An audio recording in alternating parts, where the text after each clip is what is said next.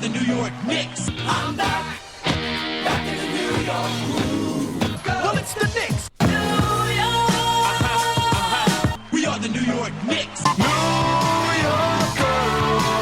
For this new season we're about to enter, the Knicks taking no shorts just like winter. New York, New York. New York be about the Knicks, huh? But the best thing about New York City is K-N-I-C-K-S. Everybody say go New York, go New York, go! Go New York, go New York, go! Hey everybody, it's the New York Knicks podcast, episode 630. I am Jay. How you doing, Mark? Good. Do you think Evan Fournier watches the Knicks play and is like, he's like, RJ Barrett, I'm sitting on this bench because this motherfucker, I can do, I'm better than this motherfucker. Probably. I mean, RJ is shooting 25% for the season. We know Fournier could do that. Fournier is actually a really good three-point shooter. They need that. He can also play no defense like RJ. Mm-hmm. Last night, so we're taping. We coming off the Knicks played split with the Bucks, had a wonderful Christmas win, and then last night had a somewhat winnable game against OKC. OKC looks kind of awesome, and that's where we are. Did you like at the end of the game when Tibbs said, IQ is red hot. Let me overthink this and pull IQ, and he immediately turned the ball over and then missed an open three. And we had the RJ/Tibbs experience. How was that for you? Yeah, it was one of those where it was like you knew it was going to be bad news as soon as it happened because IQ was hitting everything. And then after the game, Tibbs said he did it because of length, and he thought that would work better on defense. And they were getting smoked on defense. I mean, on a side note, Jay, do you think OKC has a shot to go to the final? I think they're really good. I think they're a top 3 team in the West. Yeah, they're really good. They're long. Pretty much everybody could shoot. They did not punt on the draft, so they got Jalen Williams. No, actually, 2 of their 3 best players, actually their 2 best players outside of Chet, were guys that were on the draft board, and the Knicks said, "Hey, we don't need those guys. We're good. We don't need SGA. I mean, we got Frank from last year and Jalen Williams. What if we got worthless future first round protected first instead?" Yeah, that's a great idea. So, of course, as the basketball gods do, Jalen Williams got a career-high 36 points against the Knicks because the Knicks should have drafted him. They didn't. And so now he's going to haunt the Knicks every time they play for the rest of our lives. He might haunt the league. He looks really real. I hadn't watched too much of Jalen Williams because I really just watched the Knicks games. I know his numbers always look really good, and people talked him up. I think Bill Simmons said he was going to be a future All-Star. And I know his game last night was they had the Knick effect where he played above what he normally would play. How could he be? He had a career night. But, man, he looked great on offense, great on defense. What is the team's biggest need right now? The Knicks or the Thunder? Well, the Knicks. The Knicks need a consistent wing. Yeah. What position does Jalen Williams play? I know. It's unbelievable. It is unbelievable, the guys they've passed over. Like, forget the whole idea of tanking. The Knicks have just blown draft after draft. And I guess, yeah, they've gotten some decent guys, and IQ's really good, and Grimes is decent, and so forth. But they really have had an opportunity to take a game-changing all-star year after year and have just missed it. Well, I'm more annoyed that they just punted the last 2 years and didn't draft anybody. Well, last year they didn't punt as much as they traded away the wrong pick. But, I mean, that was a bad whatever. But, well, they punted because they had no players. They added nobody through the draft. So last year they traded their pick and kept the Dallas pick, thinking the Dallas pick would be a decent pick. Yeah. And they lost. Whatever. That was Josh Hart was a great addition to the team, so I'm not that mad about it. The year before, when they just didn't draft anyone, and I guess the whole idea was they needed to get under the cap to sign Jalen Brunson. I'm just still not convinced they couldn't have drafted someone also. Like I know they traded Alex Burke right afterward, like Alex Burks and Nerlens Noel afterwards. The money was there. They could have figured it out with and still drafted. Like it was just ridiculous. Yeah, you said it before. They could have stretched Kemba and not attached a pick to get rid of him. Exactly. You stretch Kemba like you're like we have the 11th pick. How about we could use it and stretch Kemba? Nope, can't do that. We have to basically trade a first, give up our opportunity to draft at 11 just to move off of Kemba's contract. It was so ridiculous. So on social media, there seems to be a Knicks civil war going on about R.J. Barrett. Yes, there's two sides to this. The one side that thinks R.J. Barrett is a bench player, is average at best, and is really holding the team back. And then there's the side that's delusional. So part of the argument, I'm just going to throw out both sides. Part of the argument is that he doesn't have enough of a chance. He doesn't have enough opportunities on offense. So I looked into that. He takes the 58th most shots per game in the league. Okay. So basically there are 30 teams. So basically you're basically assuming he's like a second option on most teams. He takes the same amount of shots as a second option on most teams, yes.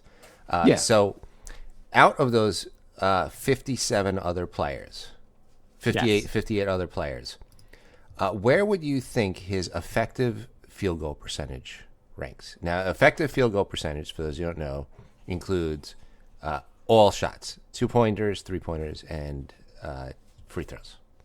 Yeah, and he's been getting the one thing he's done well this year is, well, he's always gotten to the free throw line, but now he's shooting better at the line. He's shooting a full, 10% higher. So it's been really good there. Yeah. So there's 58 players that are taking as many shots or more than him. Where does he rank? Where does he rank 1 through 59? I'm gonna say 59th because since he came back from the migraine, he has been absolute trash. If you look at his stats post migraine, they're horrible. Pre migraine, they were like he was taking a step forward, but post migraine, it's been embarrassment. So if you said 59th, 59th, right? you would be exactly correct. Sorry, 58th. He is 50, out of 58 players, right? out of 59. He is the 59th. Jordan. Wait, let me guess. The player that ranks below him. Let's see. We play this in 20 questions? Okay. Is he in the East? No. Oh, okay. My next guess was going to be Cade Cunningham. Where's Cade? I will look that up while you guess. Okay. Is he on a team that's in the playoffs right now? No. Okay. Is he a rookie? Cade's bottom 10. Okay. Is he a rookie? He is not a rookie. Okay, I was going to say the dude on Trailblazers. Is he? Okay, who is it? It is Jordan Clarkson. Oh, he's never been an efficiency guy. Actually, sorry, he is 57th. Wemby has now moved into 58th place. Oh, I mean 59th place. 59th place. Okay, well that's pretty good. So basically, you're saying R.J. Barrett is better than the number one pick in the draft. Yeah. Okay, like everyone's saying Wemby's going to be a future star, which I do agree with. So RJ is better than a future star. Mm-hmm. So it's good news, right? Yeah, it's great.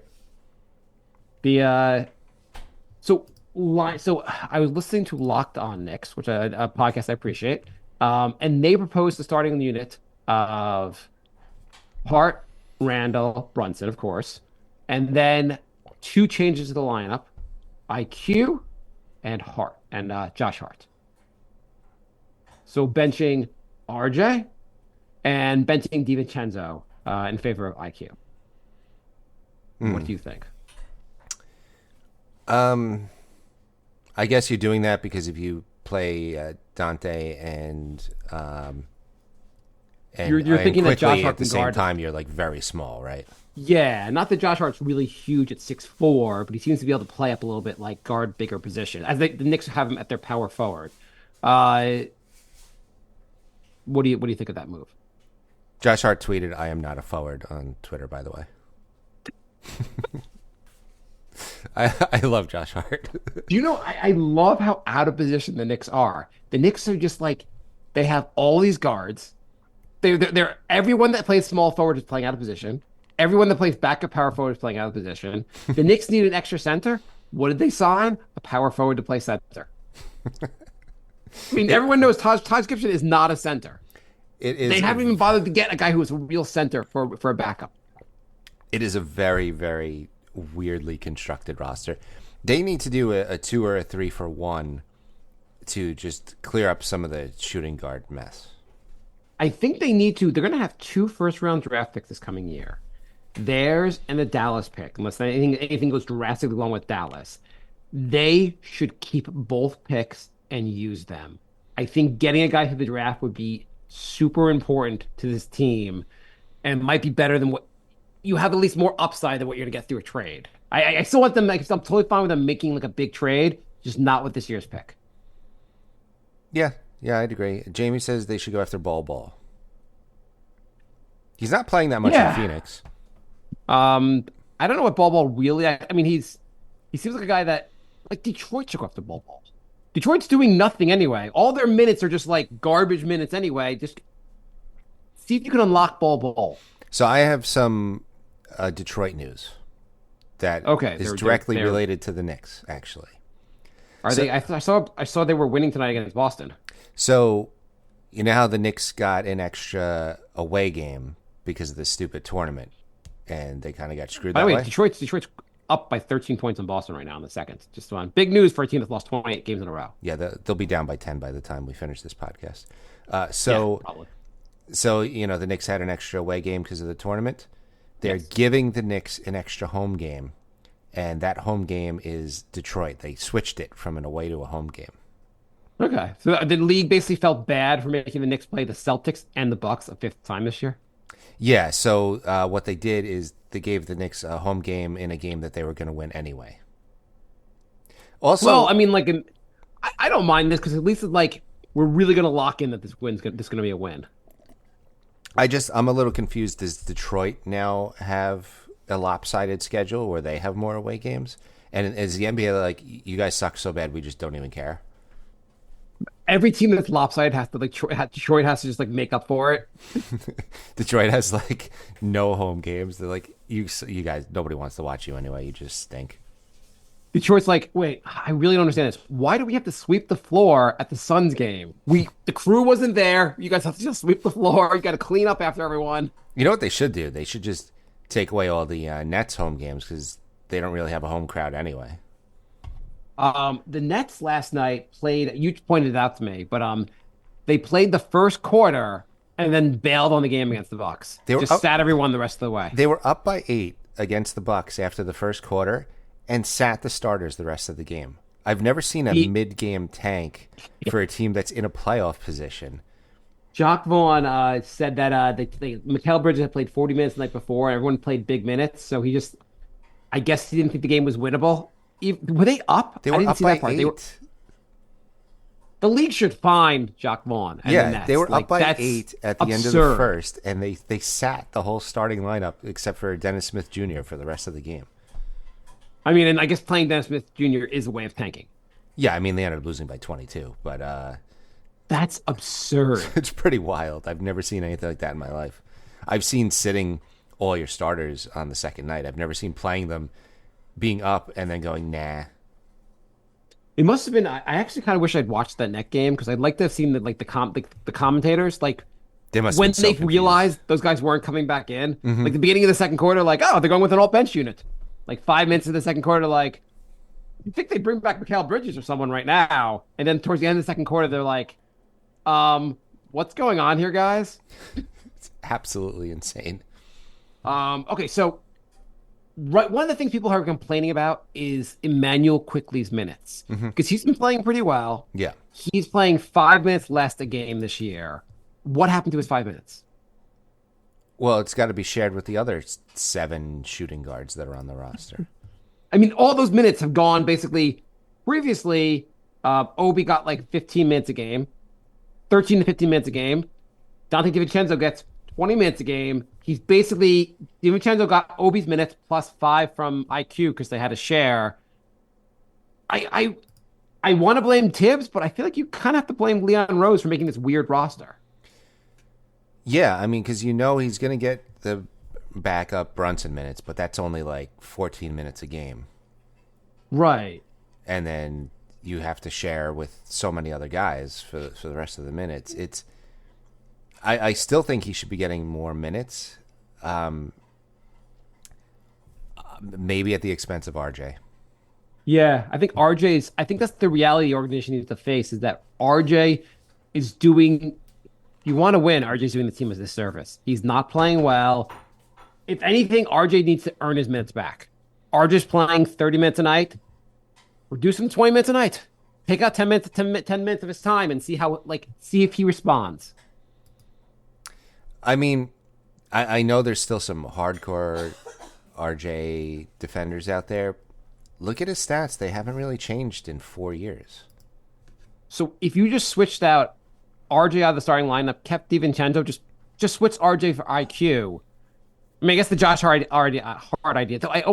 So I guess the lineup with Hart and IQ plus Brunson, Hart, and Randall has a fantastic plus minus. It's their best lineup, basically plus minus wise on the team for all their 5-man units. That's why it was being proposed. But even just switching RJ out and IQ in the starting lineup, I feel like you can make that work. I mean, I know the point guard situation with the backups isn't wonderful, but you could always maybe pull Brunson a little bit early and give him more minutes with the second unit. You can make it work. Yeah. But IQ has to play 30 minutes a night going forward. The minutes are too spread out. Yeah, they are. And you know what? Dante was hot last night, and he only played 21 minutes as well. There were some times also where I was like, even he's open, and they're not giving. You got to keep feeding him when he's open. Whereas I also saw Josh Hart defense wasn't even they weren't even bothered guarding him at the 3-point line, which is because he doesn't shoot threes. And then RJ they're leaving open because they know he misses all his threes. Mm-hmm. It makes it hard to win when guys aren't shooting threes or just missing them. You have too many non-shooters. Yeah, and I know we defend Randall a lot on this podcast, but there was 3 straight plays in the fourth quarter last night where he just felt like he was wronged and stayed back to argue. He didn't cross half court for 3 straight possessions. The Randall experience is always frustrating, but on the positive note, since his bad 6-game stretch, he has been highly efficient from 2. His 3-point shooting hasn't been great, but he's also just taking a lot less threes. He's pulled back. Yeah. He's like, I'm just shooting 2s. I'm going to bully ball. I'm going to go to the basket, and I'll shoot a couple threes a game. He's shooting his second worst from 3 since he joined the Knicks, but he's taking over 3 less a game. He realized, I'm not good at this. I'm only going to take 3s if I'm open, and it's improved his efficiency greatly. His free throws are up. His field goal percentage is up. So, I mean, outside of him complaining about calls generally, and his defense has been okay. He's generally been pretty good this season. I think he's making a solid case for another All-Star team. Brunson's making an amazing case for another All-Star team, or making for his first All-Star team. But so the Knicks beat the Bucks on Christmas Day. It was kind of awesome, and Brunson played amazing. Randall had a nice game. The reason they won that game in part was because IQ played really well and RJ played pretty well. It comes down to you need more support. You can't just have 2 guys. You need other guys to play well. RJ shooting the ball 17 times a game is just crushing them. Well, shooting the way, with his field goal percentage, it's not great. It's not like you said, when RJ plays good, the Knicks win, but it doesn't happen nearly enough. No, he does not play enough. I mean, even in the Bucks game, he had 14 at the half, and what did he end up with? 17? Or he's too inconsistent. Every once in a while he plays well. Actually, he's been consistently bad since post migraine. He has had very few good games. Yeah, it's been 2 good games since out of the last 20. It's really bad. So my idea of RJ plus a pick for OG is looking better and better, huh? Yeah. Yeah, I don't know. Like, I don't even know what his trade value is at this point. Like, other teams are watching. They gotta. Do you think what's going on. the Pacers have do they have two other terrible second round picks they can trade us for RJ?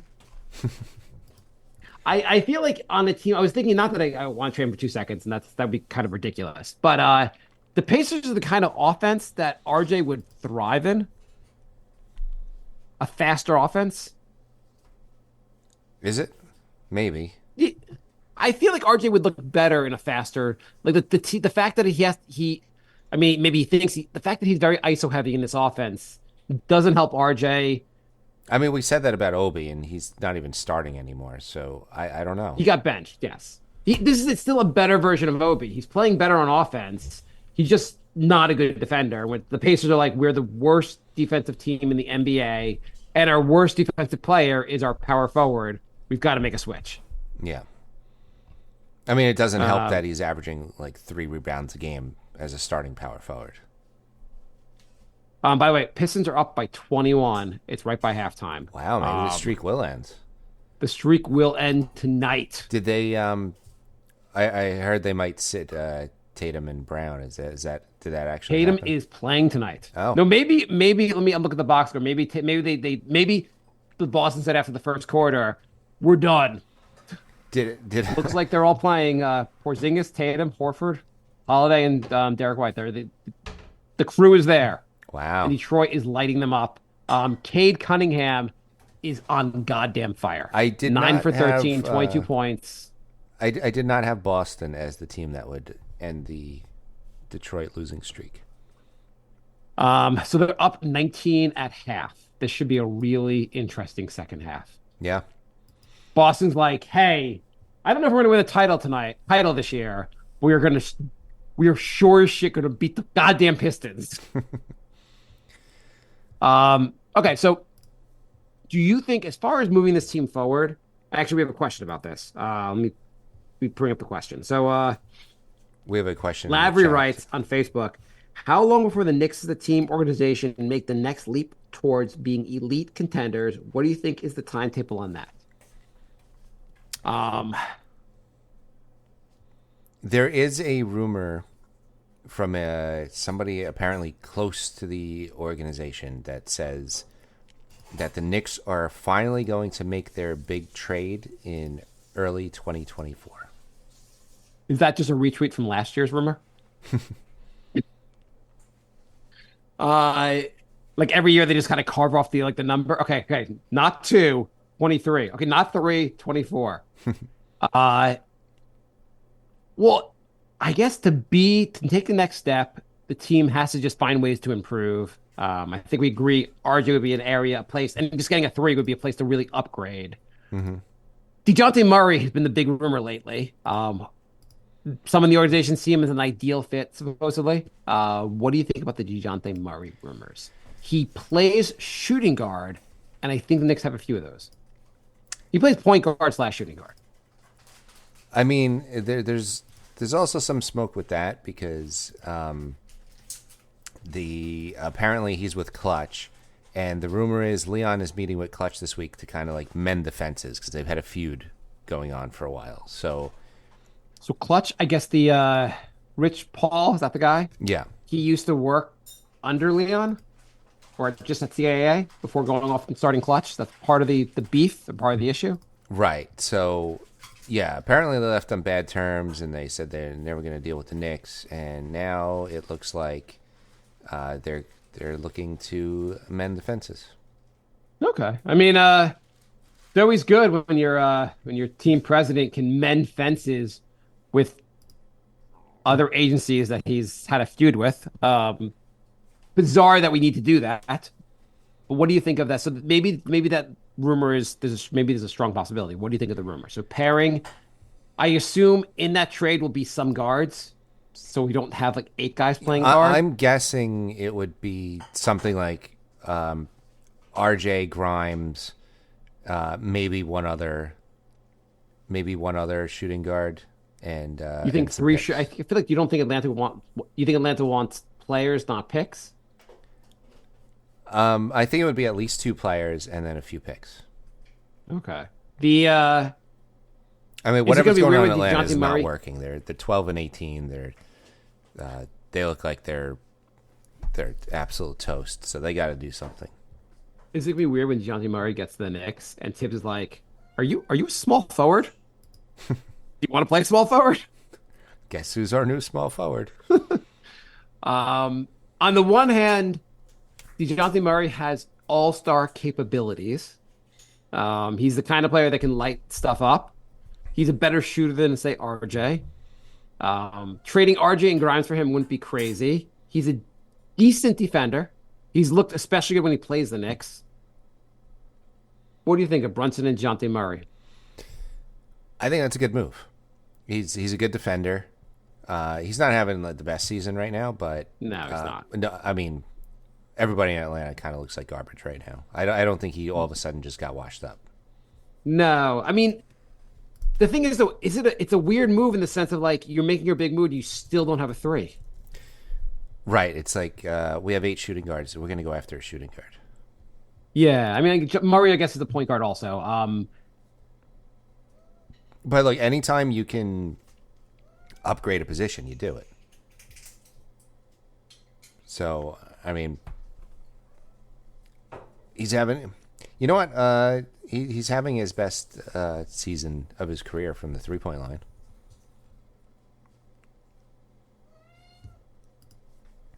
Sorry, say it again, Jay. You're. Oh, I'm saying he's having mic went his best season from the 3-point line. Okay. I mean, you need 3-point shooting. He'd be he's a fast guard. He can actually blow by people, which the Knicks don't have too many guys that. Even Jalen Brunson really doesn't blow by guys. IQ clearly does not blow by guys, and Randall rarely does. Sometimes he does, but it'd be nice to have a faster guard.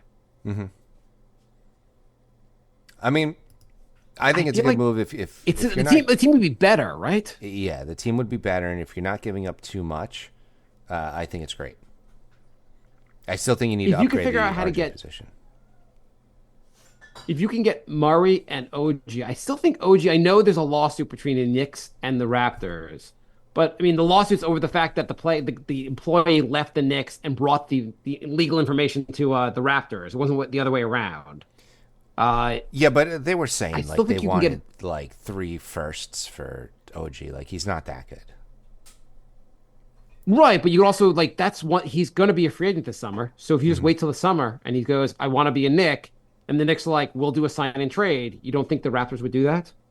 Like I think it'd be tough to get mid-season, but I feel like the Raptors, you're like, we'll take something versus nothing. Maybe. I'm just I don't know what to think anymore after letting Van Fleet walk. Like I don't know what's going on over there. Yeah, I just think you're going to try to rebuild that team, and yeah, it's Scotty Barnes. You're not looking to lose, so send RJ back to his home country. maybe that makes a big deal there, and they can figure it out. Maybe. They can unlock the RJ.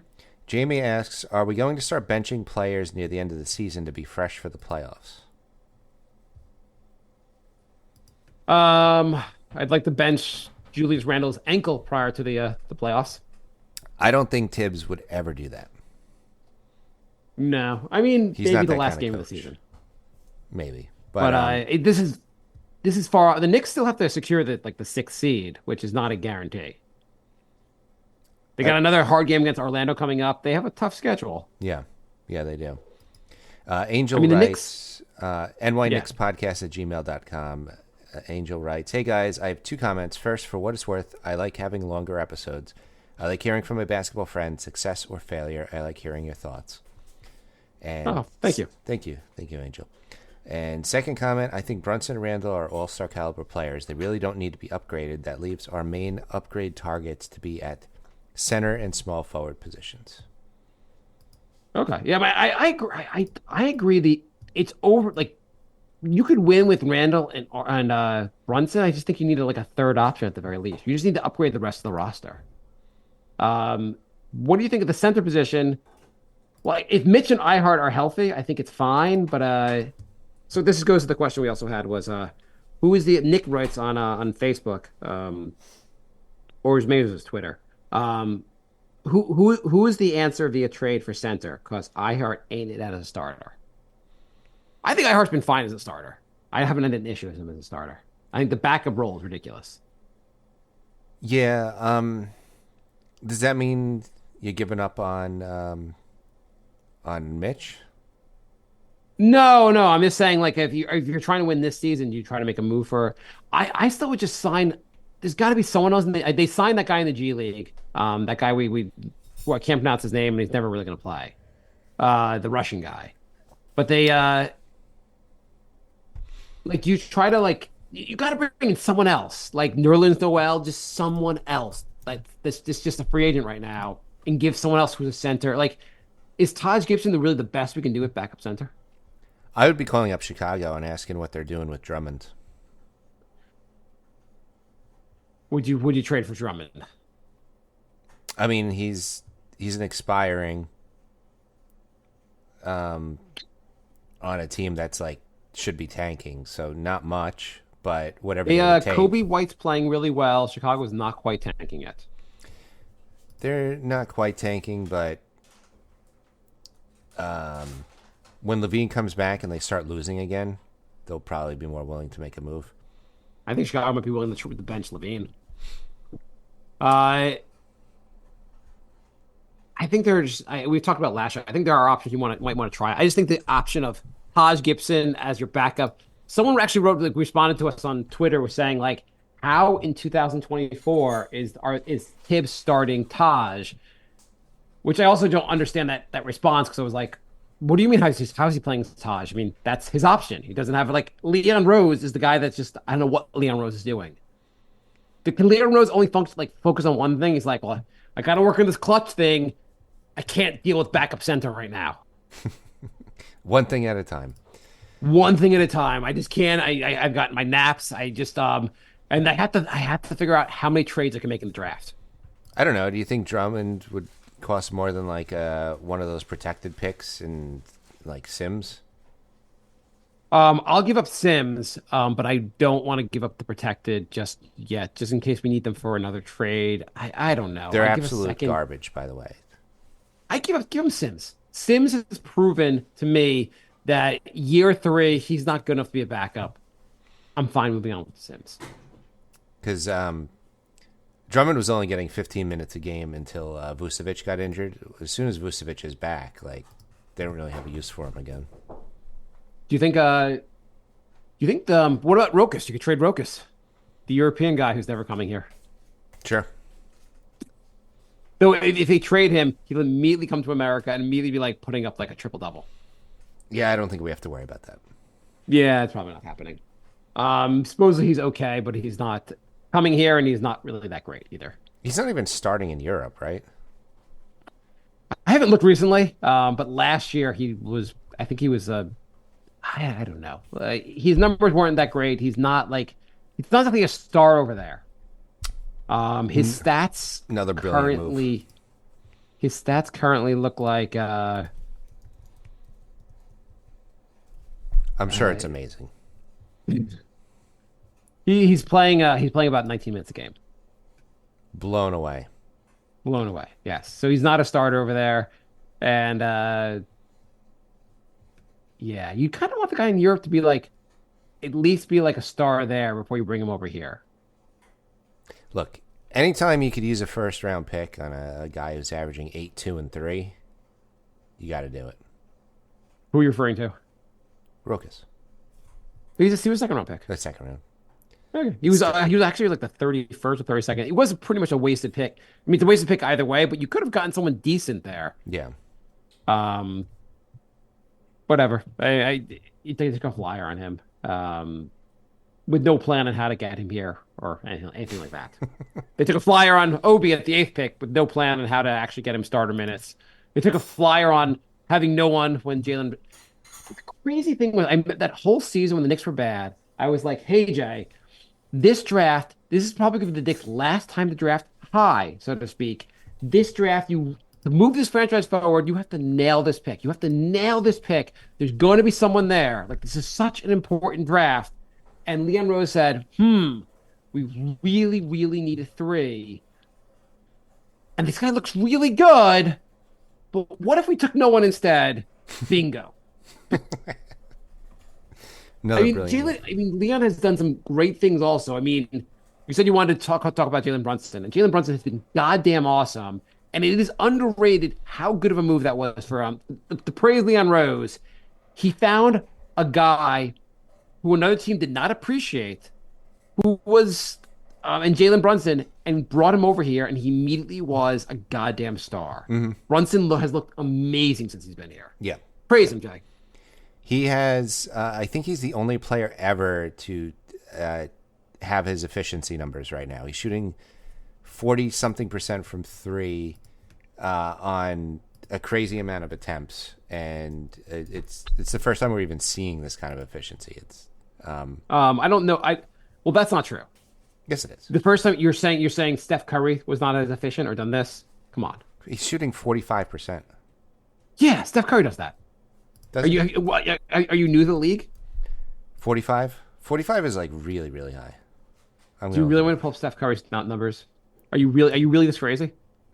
Steph Curry has only hit 45% twice in his career. Oh, okay. From three. But on a ton of shots though. On a ton of shots, but Brunson's taking 6 a game. Okay, so currently Steph Curry is shooting 12 a game and shooting 41%. It's pretty goddamn amazing. Yeah, I'm not saying he's like he's not Steph. He's not Steph, but he's. And by the way, when he shot 45%, it was almost on 12 a game also. But Jalen Brunson's been awesome. Like forget that. I'm not trying to deny. I'm not like saying he's not as good as the greatest shooter in NBA history is fine. But Brunson is having a god. You know when the Knicks traded for him, one of the things, and he was a good 3-point shooter in Dallas. So I don't know why this was the knock on him. But people were like, he's not really a 3-point shooter. I guess he shot like 3 a game his last year in Dallas, and people were like, he's great for the twos, but he's not really a 3-point shooter. He's been goddamn awesome from 3 this year. Yeah. Yeah. I mean, he was 41% last year. He's shooting 45% this year. He's shooting more threes, and he's been great inside. He does. The Knicks. I asked this question on Twitter this week, and what's your answer? Jalen Brunson is the best Knick since. Fill in the blank. The best Knick since. I'm gonna say Ewing. Yeah, I think there's only one answer. I mean, it might be crazy like that. I think it's all Knick fans. A lot of Knick fans don't like Randall anyway. They'd say he's better than Randall. The guy in between is really Melo. Mm-hmm. Melo is not this efficient. Brunson has looked awesome, and he's looked awesome in the playoffs. The dude is just, I guess he's not a 1A according to Becky Hammond, but he's been goddamn. Yeah, I mean, Melo was great. He had the ability to completely take over games, but he was inconsistent. And when Brunson has a bad game, it's like news. It's like, wow, Brunson wasn't good today. Like you expect him to just be awesome every game, which is it's a rarity. And Brunson takes over games also. Mm-hmm. He has been, I think we are underappreciating just how goddamn good he has been. Yeah.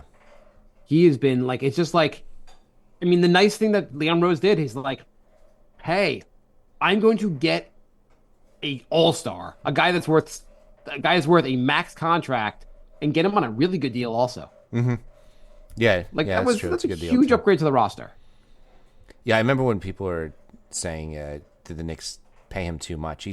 First of all, he's got a declining contract, which I mean, no one's saying that now. Obviously, everyone was like, "I don't know." He was kind of a backup there. Is he really worth this money? And now everyone would give him a max contract without a hesitation. Yeah, yeah. Which the Knicks will have to think about after next season because he's probably going to decline his player option and ask for like $40 million. Is it after 4 years? He has the player option? Player options in 25, 26. That's fifth year? I can't do math, Jay. That's his fourth year. His fourth year is a player option. After his fourth year? No, his fourth year is the player option. God damn it. So they have to max him soon, which is just like... So the Knicks need to make a move before then when they can find a way with the cap before you have to max him. Mm-hmm. Yeah. But Yeah, my worry is the Knicks are going to trade away a bunch of firsts. The team's not going to be that much better, and we're like, okay, now we don't have any draft picks until 2030. well, I don't know. Hopefully they make the right trade and keep some picks and actually nail a draft pick, and then the Knicks will be set. Yeah, I mean that's true. I mean you could also keep one of them and trade one of them for this year. I'd like to draft 2 guys in the first round and do a little bit of developing also. But so DeJounte Murray, you approve of that. I am skeptical about his addition, but if you limit the amount of firsts, like if you trade for him, but you have enough to get a second guy, then I'm okay with it. Yeah. I think you have to answer the 3. I don't know who else the options are at 3. Like, who else are the good options at 3? Because obviously Mikal Bridges would be amazing, but he doesn't seem to be available. Right. I'm sure last night at the game when end of the game, Tibbs went up to OKC and was like, RJ right now for Jalen Williams. We'll do it right now. I know. That's the problem. It's like if you just didn't punt on the draft, you'd probably be all set with roster wise. So NBA free agents 2024. Do you want to know who our options are at small forward? Sure. Assuming you can do a sign and trade. But it's obviously getting a center, your Mitch will get back. You can try to find another center. That's not as big a deal, but this is a big deal, small forward. Here are the options, and let me know what you think. Gordon Hayward. No. Too injured. And old. He's 30. He's 33 right now. I'm going to turn 34 soon. DeRozan, great shooter from 2. If they get, maybe. Marcus Morris, No. not a good option. No. Doug McDermott, not a good option. Nicholas Batum, not a good option. Royce O'Neal from Brooklyn, not an amazing option. Here's one. I got one for you, Jay. He is a young player, super talented, has a problem with domestic violence. Miles Bridges. What do you think? The answer is no, Jay. Yeah. There's no way we bring Miles Bridges here. Yeah. Cedi Osman, Otto Porter, Jay Crowder, Reggie Bullocks. Oh, I got one for you, Jay. Kevin Knox. So I'm not blown away by this list. Do you know how old Kevin Knox is? 25. 24. It feels like we drafted him a lifetime ago. It does. I'll Drafting a give guy you like one. Knox with a top 10 pick does age you a lot. Yes. Well, at least there was no one after him. At least there was no one drafted after him that looks like a top 5 player in the NBA when we played them last night. You could get Atik. I still can't say his name after all these years. Atik Pope. You could get the Greek Freak's brother. What do you think? We had him once. Yeah, so this it's probably gonna have to come via trade because that is a poor list. Yeah, it's a really poor list. I don't know why it doesn't include OG on this list. What am I missing here? I'm looking at unrestricted free agents. No, I thought he's an unrestricted free agent. If I look at restricted free agents, Patrick Williams, Sadiq Bey. What do you think about Sadiq Bey? I mean, that would be a secondary move after you trade for a star, right? You can't. The Knicks can't be like, Leon was like, mission accomplished. I got Bey. Well, yeah, I feel like this is 2 moves.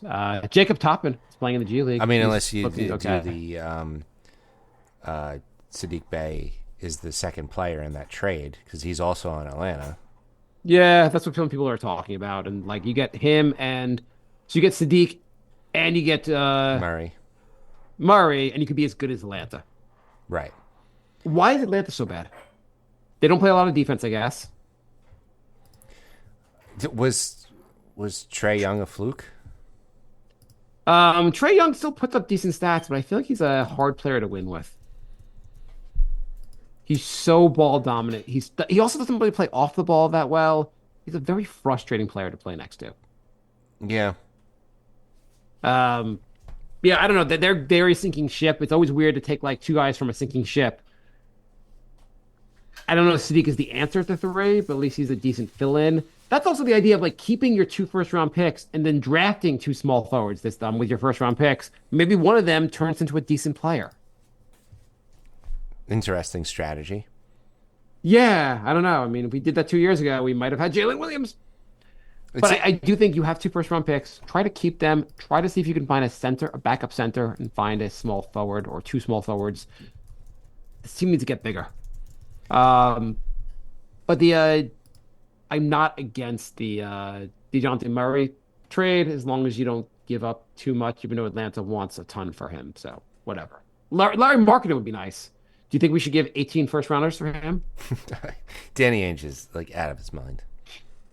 What would you give him? So Marketing, of all, I mean, obviously, I guess if order of preference, I think Mikal Bridges is number one. OG's up there for me.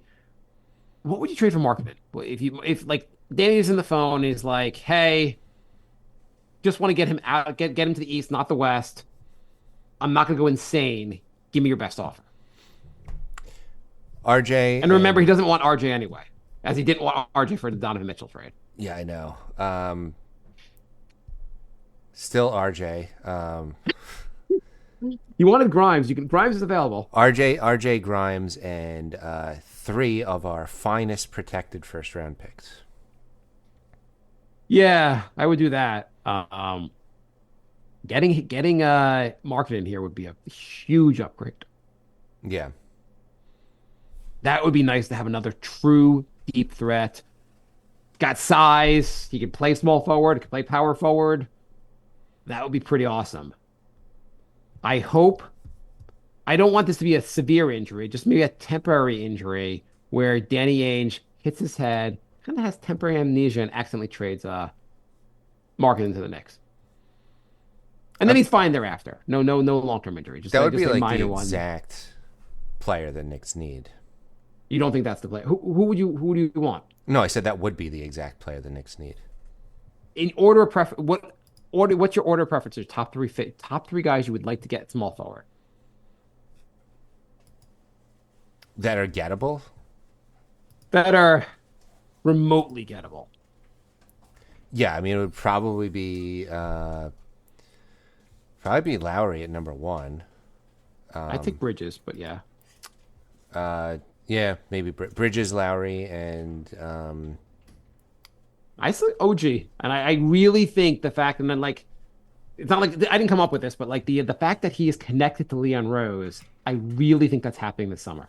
Like I would be, I'm gonna put it at 40%, 50% maybe that it's happening this summer. I really think something's there. The Knicks are not talking it up right now, but like they need a small forward so badly. He's going to be a free agent. that has to be. And he's represented by like Leon's son. Like this is happening. It has to be the second move though. That can't just be. No, you're right. You have to make two moves. I totally agree with you. But at least that would be a major upgrade, and you can make another move from there. Yeah. Donovan Mitchell, I do not think is going to be a Knick. The Knicks. The problem is, by the time he's a free agent, the Knicks are going to be so capped out, they're not going to be able to do it. I don't think he's going to make sense anyway. I don't think it's happening. In some way, I mean, like, it just fit why. I just don't think like even DeJounte Murray, who's not as good of a player as Donovan Mitchell, makes some more sense because he has size. He has size, and he's a good defender. I saw on somewhere on Reddit, on Knicks Reddit thread, where someone was saying, you know what's not been really been talked about this season? The Knicks are kind of a small team.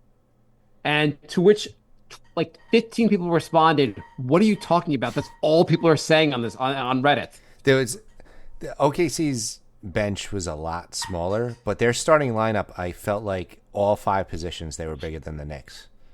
Well, they also, everyone's super athletic. They've made the point in the telecast last night. They have guys in this roster who would be playing more minutes elsewhere, but like they have so much talent on that team. SGA looks insane. He looks so good. Seeing Chet Holmgren in like I hadn't really watched too much of him. I'm like, holy shit, that guy's going to be goddamn amazing. Hands down, he's winning Rookie of the Year. Hands down. And he looks so like whereas like I see Wemby doing guard like stuff and I'm like, what the hell is he doing? Chet can kind of pull it off. He's awesome. He seems to know what he's doing. The Jalen Williams looks awesome. The support, like they've got a really, I would not be surprised if they end up in the finals this year. I think they're that good. I think if everyone stays healthy, they're going to surprise people in the playoffs. Yeah. Remember when the East and West was even for like a year, and now the West is like super deep again? Yeah. Well, I'm fine with that. Send everyone to make it the easiest path possible for the Knicks. Let's see.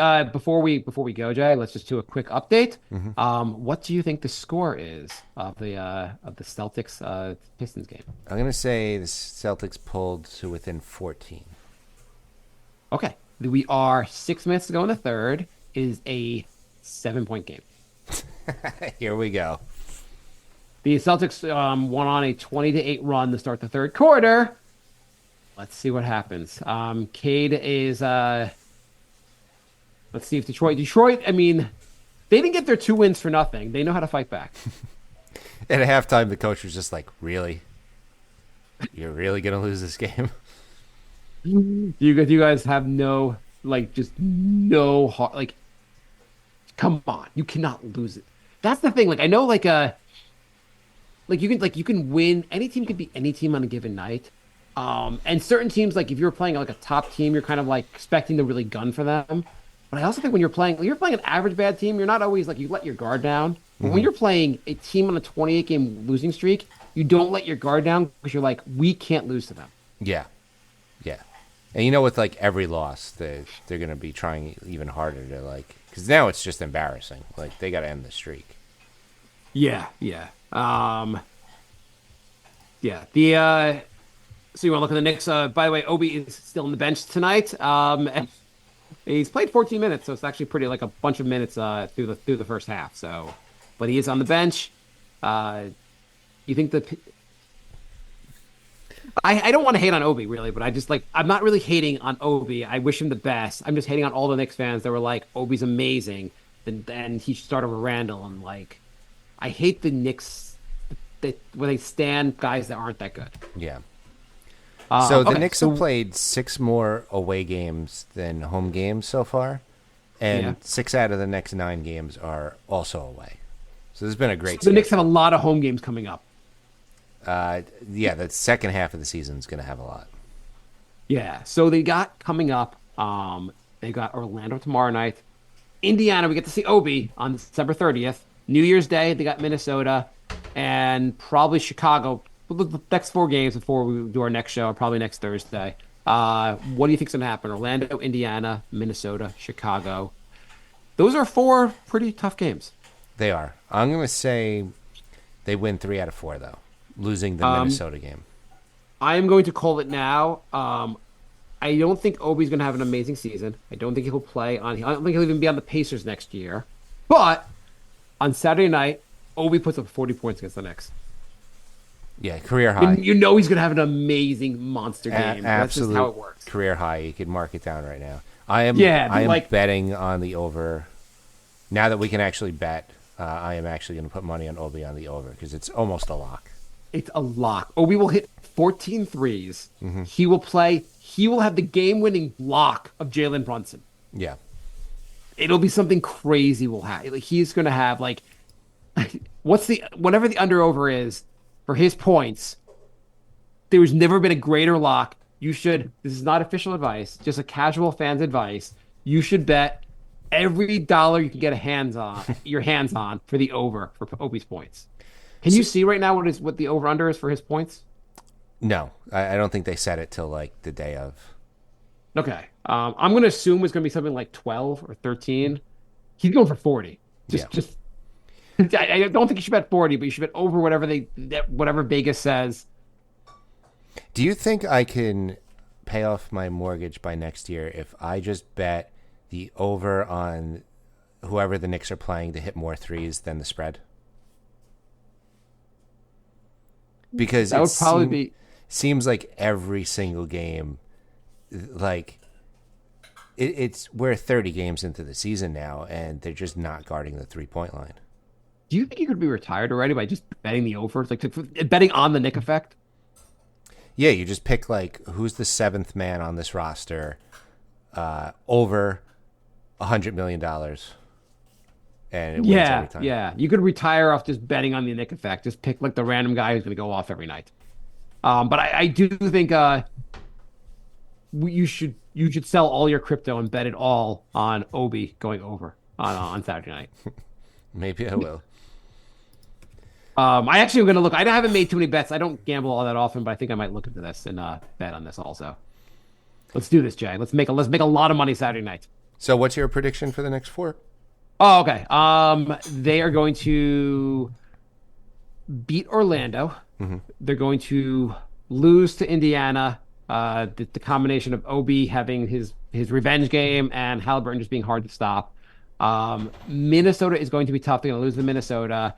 Knicks fans are going to want to rebuild, blow it all up. Then they're going to beat Chicago, and Knicks fans are going to be like, everything's fine. We're going to make it to the finals this year because we beat Chicago by 30. Yeah. Basically, that's exactly how it will go. Yeah. Yep. All right, so we are NY Knicks Podcast on Facebook, Instagram, Twitter, and Patreon, nyknickspodcast@gmail.com. If you want to email us, and at NY Knicks Podcast on YouTube. We do the shows live, so you can join the chat, and we also do live on Twitter and Twitch. We are Crumpled Bacon on Twitch. Oh, by the way, I know last show we wanted to go. We started going over the bad teams and trying to make trades with them. We will return to that segment next show. We'll keep adding it in at the end of the shows. Some trade ideas. I like the idea of going through the worst teams and trying to come up with trades. Yeah. So I think the rumor said that the Knicks aren't going to make trades till 2024 because January 15th, a bunch of players become available to be traded. So, Jay, you are telling me on December 28th the Knicks aren't going to make any trades till next year? That's crazy. Yeah. Well, I mean, they lost, so you'd think they'd panic trade and pull the trigger. But I'm shocked the next 3 days they're not making a trade. That just sounds ridiculous to me. I think you're wrong, Jay. But, yeah, I'd keep January 15th on the calendar. Something might happen around then. 4:40 to go in the third quarter. Pistons are up by 1. I can't believe. Well, I can, but I can't believe how quickly that 20-point lead evaporated. I mean, that locker room at halftime must have been just insane. They're just like, Tatum, if you don't win tonight, you should just retire from basketball. All right, so thanks for listening, everybody. We will be back probably next Thursday, and hopefully talking about 4 wins. Yeah, that would be awesome. And we're talking about how we were completely wrong about RJ, and he had the week of a lifetime. Well, that won't happen, but talk to you soon. We're going to be just, why not? Just be all optimistic. Just be like, 4-0, RJ has an amazing week. Knicks also trade for Jalen Brunson because OKC wanted IQ, or sorry, they wanted. I'm gonna make it crazy. They wanted Evan Fournier really badly, and Wemby was somehow thrown into the deal. Okay. Goodbye, everybody.